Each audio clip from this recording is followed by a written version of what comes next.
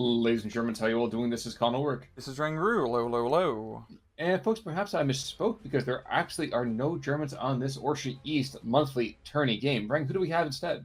On left hand side in the blue, we have Xstark playing the third VDV with a Vanguard income. Right hand side in red, we have a ManedWolf playing Task Force Butler with a Maverick income. And kind of oddly Game of Thrones almost set up to this. The ManedWolf against this Xstark. Oh, wow. I can only imagine that the left remembers, but perhaps, the right is preparing for winter, being the Russians. But, in any case. Actually, no, I'm sorry, there's Butler over here instead. But looking at this right now, Butler, we've seen these guys before. The VDD, we haven't seen them in a while. But Orsha East, I mean, we know how this map kind of plays out. So what's the kind of unique part about this? I guess is kind of always the takeaway here. Why do we care about the VDD as opposed to Butler? Well, as we're seeing with how Xart is already deploying so far, I mean, he's got the smoke off map going to be deploying right into the sector. Yeah, it's going to get Destiny Key loaded just in the perfect position. And this is, well, a very, good opener. It's exactly what I'm going to be doing here with VDV. It's just getting up that smoke and bringing in the submachine guns. You have to love that right there, just because it's a brilliant, brilliant idea. Though the light rifles, they are good. They could be able to do good work against your Destiny if they can see them. And unfortunately, right now, that lead squad, they can be seen. The smoke coverage didn't exactly save them. Basically, rifles late in defensive positions managed to kill half of the Destiny keys, but the guys aren't going to get in close. And well, one of the problems with a lot of the Yankee squads is they don't exactly have SMG spam. No, we can't trust you. We can't trust your grunts with that. You can a single Thompson, and you take your rams like your fathers did. Yes, I mean the single Thompson is like what, 10 Sten guns? Yeah, that's probably true actually. Well, the CGMC in the meantime, though, if you want to bring the CGMC up, that actually would be more than enough in my mind to actually push them back. Especially even those T-34-76, keeping that Command Sherman could be enough to kind of push them back. Of course, I say could, and that's the important thing here, isn't it? Yeah, he does have a decent defensive line, at least on the ridge of the hill, so he's not going to be completely pushed back. But at the same time, Xstark does have the town. If he can just bring some extra reinforcements, I do also like what he's doing to the south of that little town, bringing in the half-tracks and the Tanko Destiny Key to trying to secure the forest line, yeah. Yeah, it's kind of an uncommon thing. Usually we see the Western approaches just kind of be like, okay, let's take a machine gun in there, and you have a machine gun over there, and let's just duel back and forth like a really, really bad dueling banjo moment. But that's not happening here. It's a much more aggressive look, and I actually have to say, I really, really like that kind of play. I guess the problem here now for Xstark is just trying to deal with all these fire support units. He's going to get one of these Destiny Keys pretty close, but, well, machine guns in defensive positions can be quite deadly. There's going to be I mean, with this map, if you get kicked off the central hill, it's usually, well, downhill from here on out. There's a pretty critical moment for both sides, whether the hill will fall. And I guess that's the thing I'm looking over here is what can be done going the other direction. There is a 105, to bring in the power to like motor carriages here. That actually would be more than enough, I would think. And with the actual income that he has, I mean, that's a single tick for sure, but still worthwhile. And we're already seeing just Xstark actually push very hard with his second reinforcement wave. He is taking quite a lot of casualties, his infantry falling into machine gun fire. But he is slowly but surely picking off the American position here. And actually, his hill is almost completely fallen.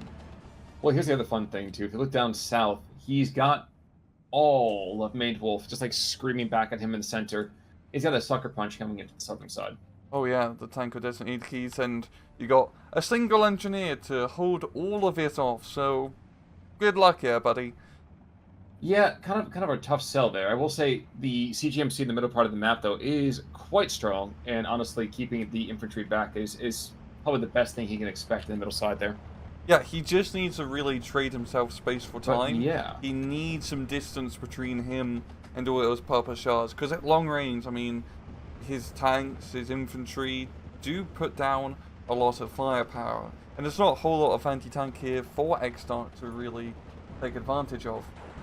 But we can see over here, even though that sucker punch down south is really kind of getting itself set up, the center, I think, just continues to be a grind fest galore. And I'm kind of curious.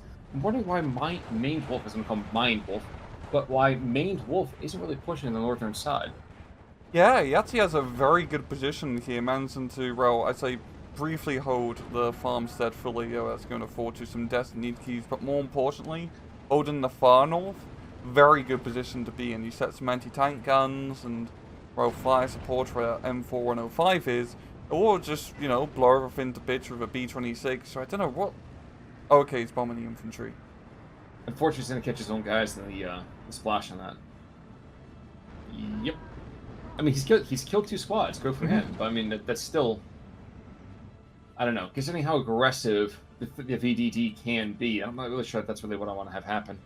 And down south, the rolling smoke advance is happening here. This is actually going to be terrible. Oh yeah, it's funny. This is extremely, you know, well prepared and well planned to deal with a single squad of engineers. It's a little bit overkill, but of course the fog of war does lead to situations like this. But it doesn't really gonna matter here for Xstark because he's going to get the point. Yeah, there's still a mod deuce and it's a 57 mil, so the half tracks over here are probably going to go down. Or have been wrong before. I mean, the mod deuce is just kind of, you know, tickling more than anything else. And the 57 mil is not actually able to get anything to kill. There we go. About time. He does get one. And now I think maybe a 50 cal half tracks if you put down enough suppression does get another. He's not going to get all 4. He might get 3. Yep, both there. There we go. That's why it's a might. But smoke, tons and tons of smoke. So I would not really like to be the inside of those guys' lungs, but at the same time, they've taken the south. The south is completely theirs. And it definitely stabilizes things a bit because we're now back to a trove here. So honestly, I think for Xstark, he's almost completely has the hill under his control. Realistically, he just needs to get that one flag, which he doesn't have captured. And he is going to be putting a little bit more pressure once again up north, which makes a lot of sense, as that farmstead area is a very easy position to try and contest. And considering just how lightly defended the northern side is, it's very much a worthwhile risk. You know, there's the little Katya over here in the middle, and I'm going to find myself kind of fascinated where she might speak. Because I don't really see them really kind of looking to hit that, you know, the eastern part of the central hill with that one flag that's right there with the cavalry scouts. I don't know. I feel like that's really not the best use, but that's all I can really kind of see as being an opportunity, you know? Yeah, ManedWolf doesn't really have like a huge blob anywhere. Its forces are actually reasonably spread out, which is mostly a good thing in this case. So he definitely needs a bit more of a Schwerpunkt, so to speak, if you want to try and make anything happen. But speaking of things happening, Xstark using another off-map artillery down south. He's actually going to be smoking the farm, which is an extremely aggressive move, but he's going to go all out here. It's unusual. It's very, very unusual. I think he's really trying to lean right now on the fact of, yes, I have a Valentine tank, and you only have an M8. Oh, shoot. You have a Sherman. Transmission damage, though. Took him 5 years to get to the front lines, but you know what? He can shoot for sure. Yeah, those Sherman's made to be clutch enough here, because they're already stressing out a lot of his infantry. And the smoke actually from the off map does last quite a while, so he does have some time for his foot sloggers to, well, get their ass onto the line. Now, there's the 105 Sherman, who's going to be probably putting some fire on the troops in the open.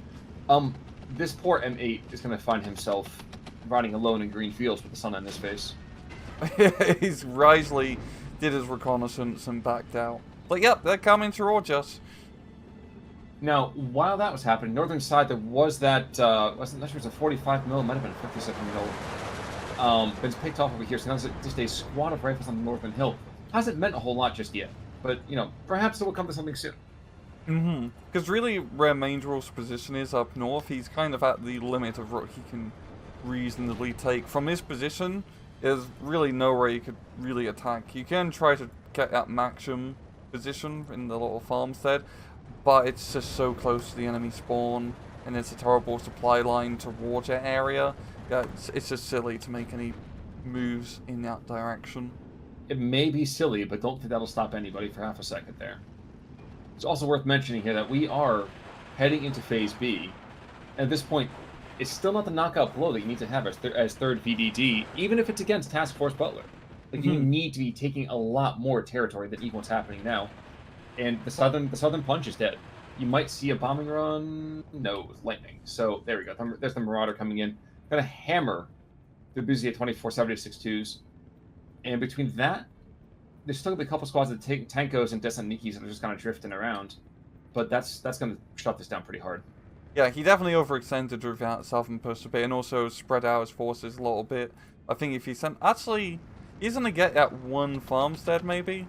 I mean, there's still quite a few rifles, but at the same time, he has Molotovs, Khan, and those are quite spicy drinks.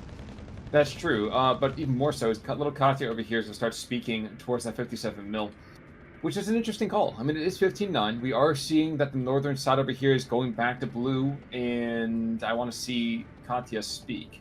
Mm-hmm.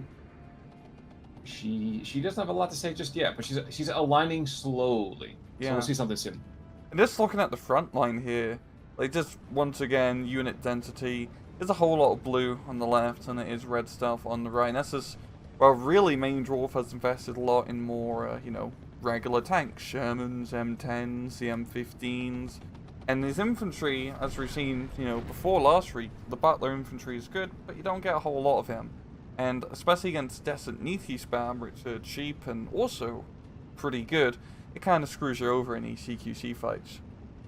It does. It does. I'm finding myself over here at the same time watching as things like Marauder comes from the northern side, gonna pound this artillery position. Gonna kill one, not both, but one at least. And I'm finding myself wondering, where's the Long Tom? If that would actually give a nice bit of utility that he doesn't currently have on that map. But hey. I'm just a simple man who likes his artillery in life, so we will see. Yeah, and Rally's down south. Pretty much completely has fallen now. Xstark has managed to get to the edge, and the Valentine Mark 9s for 3rd VDV are a really good unit, especially in this matchup when you're only up against M10s and M4s. Is you essentially just use them as anti-tank gun emplacements with a bit of armor. And especially now, he's gotten the geography he needs. He just needs to hold at this point, especially at 15-9. And the Valentine Mark 9s will definitely allow him to do that. It's an interesting thought, though. We're seeing a lot of rallies being rallied. He's bringing 2 squads to the hill. Another squad over here just to kind of pick things up for half a second. I'm not saying these guys are going to turn the tide themselves, but we actually could see a nice bit of aggression going back onto the central hill. Not these dudes down to the south. These guys are doomed. But everybody else has a potential of actually doing something very, very interesting, I would say. Yeah, and the rallies just really ran into the wrong forest line there. It's just taking them quite a while to gun them down. Good God. And even more interesting, look, Katya's going after the M4105. Interesting thought. But hey, sure. Yeah, it's actually quite interesting. At the same time, I don't want to criticize too much about his MLRS target choices, because there's not really a whole lot of juicy targets for him to even shoot to begin with. Everything is, well, quite spread out. And actually I also think what's kind of screwing over ManedWolf a bit here is the heavy investment in air power. He just needs the good frontline infantry to hold the front line. But, well, he's not going to have much of a front line left for him to actually hold. That is fair. That is certainly fair. We have seen the 57 mil do pretty well for themselves. Not perfect, mind you, but well enough that they might be able to get the Valentines, take out a couple of T-34-76s. But it just comes down to the fact that early Desanikhi push is just brutal. Yeah, like a 1-2 punch of smoke off map, and Desanikhi is really the bread and butter of how you have to play 3rd VDV. And that opener definitely set him in a very good position. True. True. Like venereal diseases everywhere, it requires you to get up close and personal. Yeah. Unfortunately, oh, that's true. A lot of confidence, and then you have to get, just got to hammer away until something happens. And demonetized. Monkey starts in the meantime coming in the center. These guys are not going to be enough to turn us back around, especially when you have Zis-2s kind of having Overwatch on them. This kind of just absolutely going to destroy here. And especially that position Xstark now has, is that little town on the bottom slope of that hill. Yeah, it's pretty much the death now, yeah, for ManedWolf. It's not just, oh, he just has to get up the hill, he has to first clear out a town, and there's a decent amount of open space between you and said town. This is true. And yet we see plucky things like the M8 come running up on the off chance you can actually pick off things, be very, very cheeky. Unfortunately, as good as a Greyhound might be, they can still get their legs broken very easily. Yes. Very, very easily. Like, Maned has been doing pretty decent with just, especially the Greyhound maneuvers and using his tanks, but he just doesn't have enough of them, and he's having to... Well, he's kind of in a bad spot, because if he just buys infantry right now, he doesn't have any fire support to back him up, but now he's buying more fire support, such as his M4 76 mils, but he has no infantry to do any screening for him.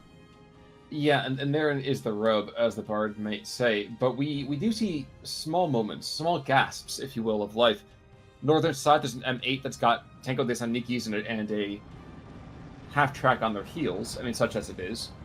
You have some troops over there in the back that are just kind of going and being very, very, horrible to Stromoviki with rocks kind of coming on through. So those guys are getting zippoed. But I wonder if this 85 mil, okay, the 85 mil they brought around. Interesting there. So, ManedWolf, despite the fact that he's getting kicked in the teeth, he's not giving up. But you have to respect a little bit. I don't know that's going to come back for him necessarily, but you have to respect the fight in this dog. Yeah, he's definitely going to have to bring out the fury in his tanks to try and get these kills here. There's not a whole lot of scary anti-tank on the field. There's a few 45 mils. I guess he has two 76s now. But it's really just a whole lot of infantry he has to plow his way through. And... well, it takes time. You need a lot of machine gun bullets to kill all those desert DT to make them descent for good. Even with those DTs as well. So the triple DT on that's on Nikki DTs, like that, oddly delicious. I know. It's like the Super Bren group. Yes, it is. Also, apparently he decided, ManedWolf that is, that cleaving a couple people from the pack is worth it if you can kill at least one of the enemy. Down south, you've looked at the smoking craters. Somewhere in there, you'll see red. That used to be some of his troops. Unfortunately, now it's just kind of a more of a meat bouillabaisse. So, problems there. Yeah, and we're seeing... I'd really argue, like, the final attack here from ManedWolf. He's got all of his Marquis Sards ready to go. And where are they? Okay, they're going all the way in the far north here to try to re-secure, forest position. And if he can do that, he could probably stabilize a bit by... at least trying to get that little farmstead where the M8 is. Problem for him, though, is that the 85 mil and a couple T-34 76s are kind of hoofing it onto the front here as well. And the M4A1 is not going to be enough for sure. And if he gets forced back or killed, well, that's the other issue with Task Force Butler, is that you don't have a whole lot of AT on your infantry. Mm-hmm. Kind of an issue. Very much an issue. B-26 come back to the center again. This guy's going to be forced back off, courtesy of that 37mm pop gun. And I think you're right. I think this is the last big attempt here. And, oof, the first Marquis Sards getting roasted like s'mores.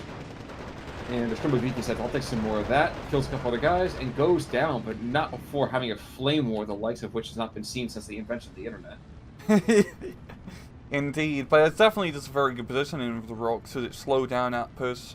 Ruined a little bit of momentum. The Marquis Sards now having to go on foot to make the final push onto the farmstead here. And that's going to buy him time for these T-34s to get into position. Yes, indeed. And you see right now, engaging at long range, those Marquis Sards are like, dude, wait, AT? What's that? It's not like, yeah, it's just, it's real bad. It's real bad. There's a piece of me I think we probably get this the times 2 of here. We say 1910, perhaps. Yep, let's do that. Okay. So, as it seems like the last seconds of this game kind of start to kind of bring themselves together. Again, we have nothing against Task Force Butler. It's a very, very dynamic division, but the problem is that you have to be extremely efficient and aggressive early on. It's a very, very fine line to play.